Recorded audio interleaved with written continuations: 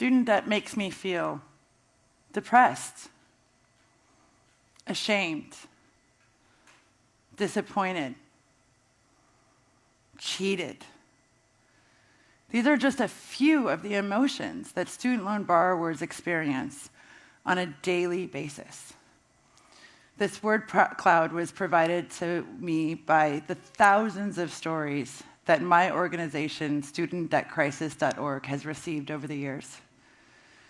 And it's from the almost million supporters that we have and their stories that drive me to speak about this and work on this topic every single day.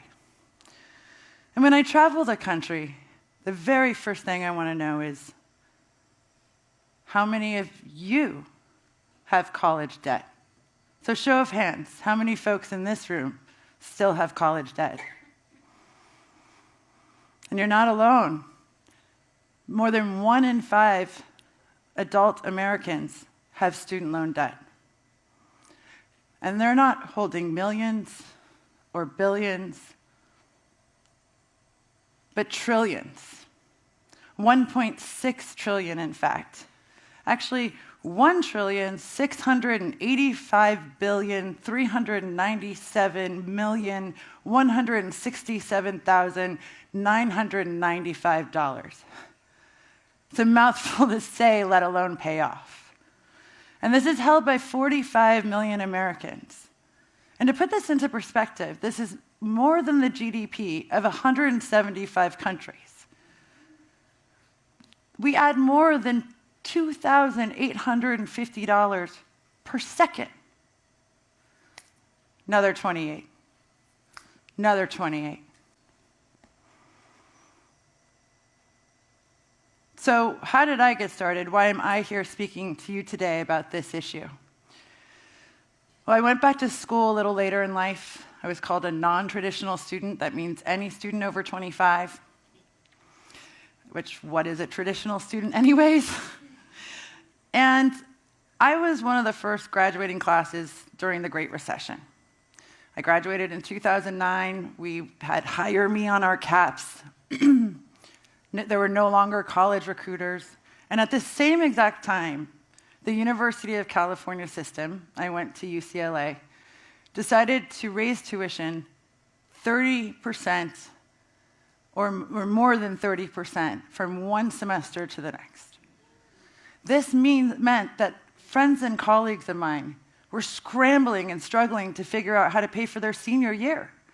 And in fact, 2 of them dropped out. Well, flash forward to 2013, I started my organization. I'd been researching this topic for years. And we were joined by dozens and dozens of coalitions and different organizations, from labor organizations, grassroots, think tanks, all types of nonprofits. And we collectively agreed and noticed the writing was on the wall. Student debt is a crisis. This is a crisis whether you have debt or not. The domino effect that's going on right now for student loan borrowers who are struggling to pay or even making their payments is that they can't afford to buy houses. And that's what the National Association of Realtors says. They can't afford to get a new car, start a business, contribute to the overall economy. So if you have a house to sell or a product to sell, or you just generally care about the economy like most of us do, this is impacting you too. So let's address the elephants in the room, for maybe here or out there. The very first thing I hear, at least the devil's advocate approach or contrarian, is, well, you signed on the dotted line. You knew what you were getting into. If only if it could be that simple. Well, we know that more than 2/3 leave college with debt. What I think people don't know is that hardly anyone's in the right repayment program. If you have federal student loans, no one should ever be in default. But as you can see, we're adding 1 million defaults per year. What is student loan default? Well, it's kind of like bankruptcy, but much worse. They garnish a portion of your paycheck. They take away some of your Social Security. They take all of your tax returns. Trust me, the federal government will get their money back. And it's just gotten to the point that this system that feels complex by design is so hard to understand what program you can get into that you now need a class. You have to go back to school to understand how to pay your student loans. Or you have to attend one of our workshops or one of our fellow organizations' workshops for an hour and a half and get financially educated on this topic that people with master's degrees and PhDs are struggling to understand. So, where did this get started? Student loans as we know it. We have to go all the way back to 1965 and President Lyndon Johnson's Higher Education Act. Now, there were student loans before this, largely connected to military, because our country has actually always felt that education is vital to our national security. But in 1965, President Johnson strongly believed that all Americans should be able to go to college. They should be able to have it be affordable, have it be accessible, and quality should not be compromised. Unfortunately, during this time, there was this looming student debt crisis. Now Johnson's idea worked. We saw more people of color, more lower income communities, and more women go to college. In fact, by the early 80s, women surpassed men in going to college. But remember, that student debt crisis was just getting started. And to give you some perspective, when I got my organization started in 2012, student loan debt was at $1 trillion. In only 7 years, we've added almost $700 billion. That's almost $100 billion per year. And one of the people that are experiencing or part of that 100 billion is my friend Olivia. Now, you'll notice Olivia's name's in quotes, and that's because Olivia feels the shame and stigma of student loan debt, especially because she's defaulted. Olivia's a mom. Olivia is a nonprofit worker. She's dedicated her life to public service. But it wasn't until Olivia started working on this issue, as she described, she's a self-taught borrower, that she could finally get out of default and start to see the light at the end of the tunnel. Olivia had to choose between putting food on the table or paying her student loans,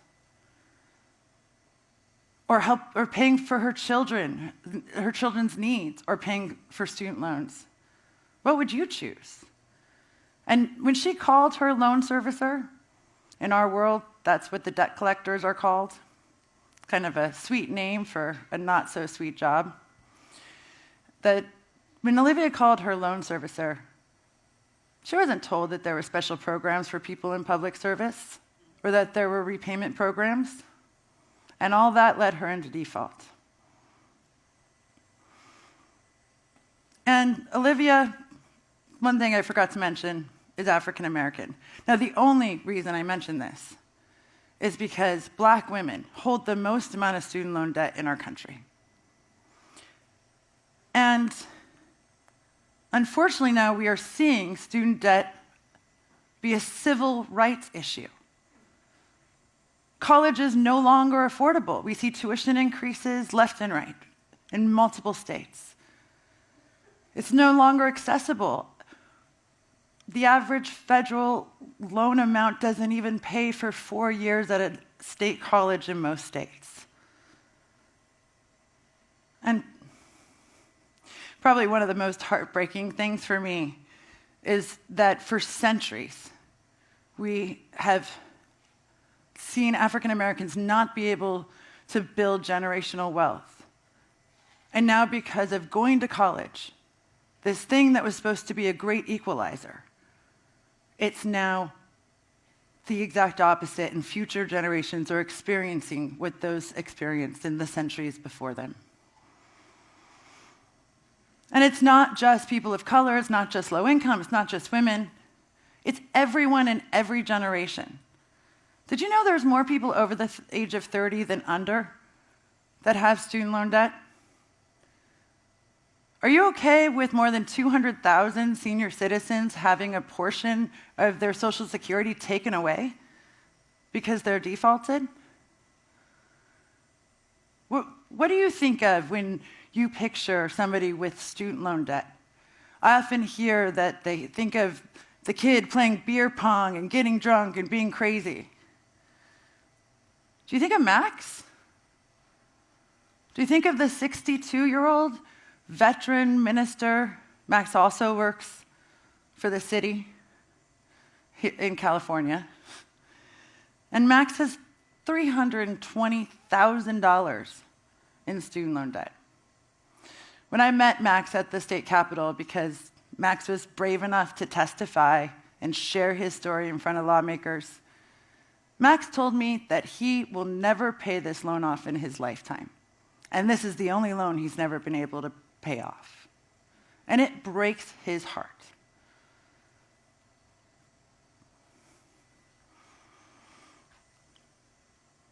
So oddly, with all that, I'm optimistic.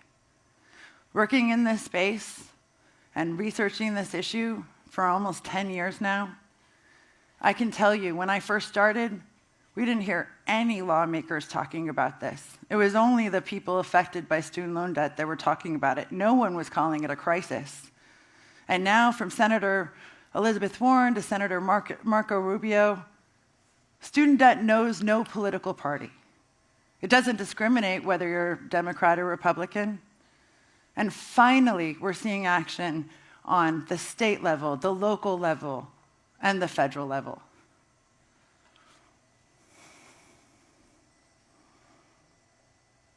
So if we can all just take a moment to just imagine a world without student loan debt. I finally can. I paid mine off just a few weeks ago.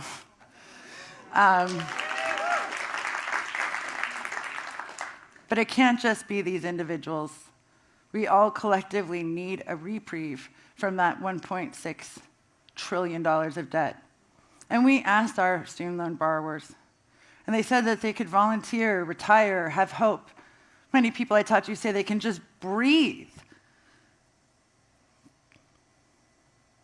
And it's from our supporters and the millions of student loan borrowers in this country sharing their stories and speaking up that has driven me and so many of my colleagues to work and care about this issue. So my one ask to you is, if you have student loan debt, is to share it with your lawmakers, your state lawmakers, your federal lawmakers, journalists, your mother, father, brother, sister, because the more we get our story out there, the harder it is for them to ignore us. Because we can't become complacent. Remember that $2,800 per second? This is how we've added $2.5 million just in this time I've been speaking. So I'll ask you one last thing. How much more do we need to add before you take action? Thank you.